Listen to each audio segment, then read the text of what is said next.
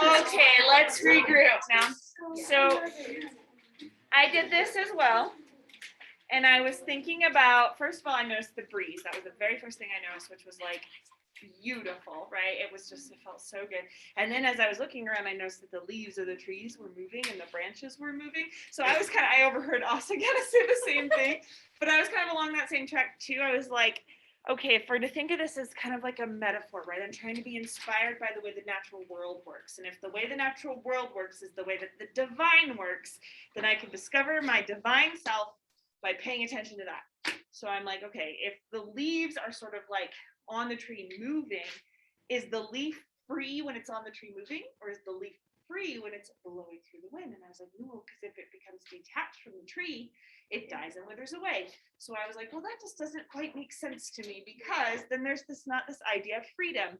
But then I started to think of the tree as divinity itself, like the tree and its roots into the ground. That's the divinity. I started talking about how we always think of family trees, but that's not right. That's just a social like construct that has been placed on me. If I think of all of us little leaves being a part of divinity, then I'm thinking about how being attached to that thing actually can be freeing, because it gives you life, but you also get to move. And I went along that track for a while. So it's very hippie, you know, like it's very sort of floaty. What were your inspirations that you feel comfortable sharing? Yeah, Leah. Okay, grass and humans, all right? Yeah. So basically summarizing up the page about grass and humans, we're actually a lot like grass. Because you know our hair, it gets like dead at the ends and then we cut it, right? What do we do with grass? We mow it. And does it keep growing? Yes. And so then I was like, okay, so we're in common and we have like hair, right? And grass is hair. So then I was thinking, I was like, but there has to be something deeper. And then I was like, wait a minute, how many times do people walk on grass a day? A lot. Mm-hmm. How many times do people get walked on by other people? A lot. Does the grass keep growing? Do we die when people are rude to us? No. Or negative towards us? We spring back up. Exactly. And yet we can also die though if we're not getting water or we're not getting sun. I also thought about that. Oh, that's beautiful. Sadie, you're gonna have to do this again tomorrow too. But what'd you discover today? I was like saying, okay, so I couldn't really think of anything, but I was just like watching everyone. This is crazy. I was like watching everyone like writing, right? Yeah. I couldn't think of anything. And then I was like, oh, I wrote like, it's weird how like everyone's thinking like so deeply in writing stuff, and like we get so caught up in our own worlds, and like everyone else is thinking like just as deeply as we are and stuff. We don't realize that. Oh, excellent. So you were noticing the natural world, not just the nature part of it, but anything that's outside yourself. And that is how Emerson thinks of it. Thoreau says you got to go to Walden Pond and live by yourself and actually be in nature. But Emerson says, no, anything not you is the natural world. So getting inspired by the way other people act, and then that reminds you of something of yourself, you can totally do that. It's totally legitimate. I like this idea then that it created this like kind of like respect for each other, right? Yeah, like everyone has deep I was thoughts. just like, wow, so you look so dedicated, and they're like writing like a whole page of stuff. Yeah, it's like it's like admirable, I think. Brennan? I kind of looked at the plants and the people in the car driving by, and it just kind of reminded me that I'm not the main character of the world. Interesting. How did the plants make you think that? Why did the plants make you think that? Well, like there's just so much life in everything that I kind of fit into. Yeah, if like every little blade of grass is like a human, it's the opposite of personification. It's like, well, no, that's personification. And then thinking of yourself as part of nature, that's the opposite of personification. You're like, it's objectification kind of. And you're realizing that you're just this small part of the world. Emerson would be so pro that, but then he would say, yeah, but every small part is still divine. Luke. So a bug walked on my paper, and I thought about it. I was like, does that bug realize he's walking on a paper? Like, does he realize he's kind of living a life almost? Mm-hmm. And then I kind of connected that to like humans and thought about how many people are not living, if that kind of makes sense. Yes. Do you even think about what you're walking on at all times? You know, the same way the bug does. What kind of things are you blind to, like the bug is? Perfect. Addie? Going along with what Brendan said, and I actually kind of looking at conversation with Brendan kindergarten, like Oh. So I feel like as and along with what you said, I feel like as humans, we really get to ourselves as and we get so caught up within our own minds and our own drama that we don't realize that no one's paying attention to us, and it's really just us getting in our head. And I think, okay, not to stereotype, but just a lot of boys I realize have like this mental idea that they should be the hero Mm. and kind of a fear of oblivion. Mm. But like I said, it's like there's so many people in this world, but in the end, it's almost like no one's gonna be here, like left to remember Cleopatra, Superman, or Jeff Bezos or whatever, Mhm. let alone you. Mhm. And it's like in the end, there's so many little things in the world and in life, like the bugs, the grass, the trees, the wind, that make something so big. And so everyone's like, oh, I want to be like the person you read about in textbooks. But it's like, yeah, but what's going on in the background affects everyone so much, affects society much more than any person would really read. Oh, fascinating. I love that. I love that. And you're just noticing that by being out in nature and sort of noticing how many things are out there. And it sounds like an idea you've been thinking about for a long time. Just kind of clarified it there. So divine. Yes, exactly. Sadie? Okay, sorry, one more thing. I was like laying down, right? And I was like feeling insecure because I was like, oh my gosh, like what if someone's like looking at me laying down? And I realized it like didn't matter, right? Because I was laying there and I was like, no one else is looking, like nobody cares, you know? So I feel like people have to get out of their own head. And like high school's like that a lot. Yeah. Like people are like, oh, they're probably looking at how my hair looks. It's like, no, nobody cares. Like everyone's thinking about their own like little thing. And I know I always tell it to other people, but I always think of it myself or something. Yeah. And I feel like you always like tell people that, but you never like You can never actually realize that you don't matter to other people that much.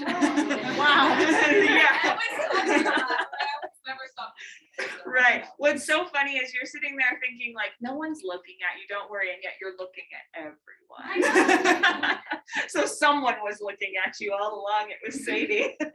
I wasn't doing it weird though. Not in like this judgmental way, right? And so you can kind of, yeah, Lexi. Just kind of with what they said, it kind of gives you perspective because, like, okay, I failed my history test. Does that affect anyone outside of me? Or does it affect anything that happens in the world? No. It won't even affect like the bud that's on the paper. Right, right. It's not going to affect the grass. The grass doesn't care if you failed a history test. And what you then have to kind of talk about to yourself is like, do I care if I failed the history test? Do I really care? Or is society telling me I should care that I failed the history test? You know, is this really a sort of reflection of me? I don't know if you actually did, but is this really a reflection of me? Or is this something that like the teacher has decided is important to me, or my parents have decided, or colleges have decided, etc. All right, let me ask you just one more sort of broad question. What do you think of transcendentalism then? You've just experienced it. You a fan? You're not, Kaylee? I think that's very idealistic, and I do admire their determination to try for that.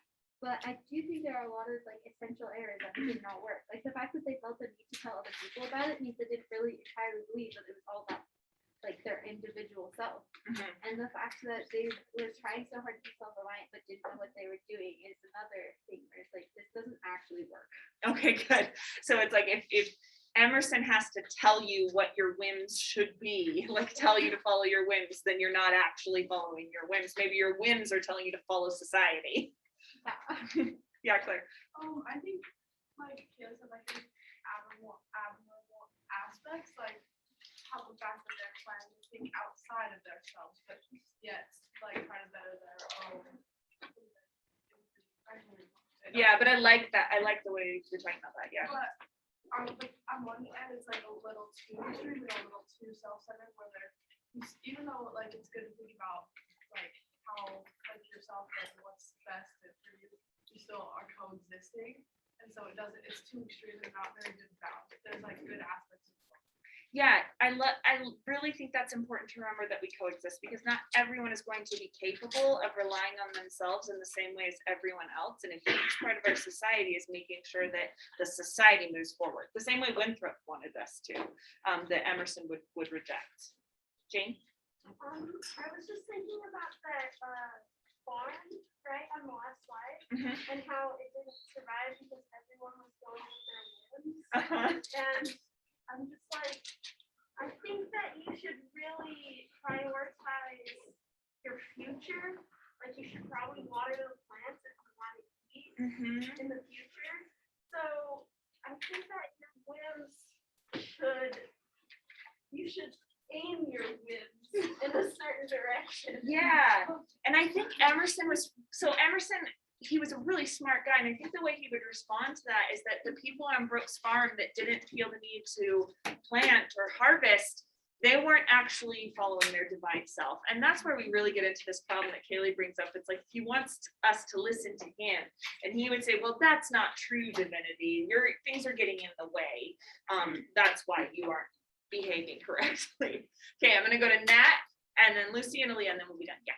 I think it's like one of those things where it's like, it sounds good at first, and then like the more you think about it, the more you like start freaking out. Wait, it's like, then you like accidentally step on a plant, and you're like, wait, did I just really, that thing was like amazing. God. I mean, you stepped on God is what it is. I feel like this is one of those things where it'd be really weird if you like drunk or like tripping or like. Yes. It like sounds good. You're like, oh, everything's special. Don't put How it. special is everything? It's like everything's special. And this is normal. Yes. You get back to where you started. And I think that's kind of like Sadie and Brennan and Addie's comments sort of like kind of talked that way. It's like, you're important. Wait, no, I'm not. And then we're back to where we started. Yeah. Lucy? I feel like very drinking on myself, it's like one of these wild novels for friendship and then completely like shattered. Because we have to care about what other people's feelings are a little bit. Yeah, Leah. Yeah, I just feel like it's like the extremes. What I don't like is the extremes, like with Puritanism, extreme, right? So like there's a difference between Christianity and Puritan, and there's a difference between like, you know, being connected to nature and being your divine. And this whole like strict idea for being such a free kind of like the fundamentals are like you're free yourself, but they're kind of strict. Like don't follow this, go to nature, like Right. It's an extreme. It's the extremes that make the ideas less a good idea. Yeah, that's a great point. And so maybe we should be thinking about it as being like inspired by transcendentalism, but maybe not having to follow all the tenets. Yeah. All right, cool. Oh, Austin. Oh, I don't remember what I was gonna say. I think I was gonna piggyback on that. Oh yeah, there was one time where I like stepped on a bug and one of my friends like completely freaked out at me and was like, "Oh my gosh, Austin, that bug had a family, like ruined all of their lives, like he had a future." And it was so weird for me because I've never thought of things that way. But I guess it's some people. But it does like remind me of what Nat said there, where it is just like that would be way overwhelming to live life that way. Yeah, there's a book. Well, we'll talk about it later. Your homework for next time. There are 2 Emerson essays in your packets. You're reading the first one, Self-Reliance, and you're annotating it. Plus, you're doing the Transcendental Lit review, right? The Emerson essay is short, so it shouldn't be too much of a burden. And those things are too. Right?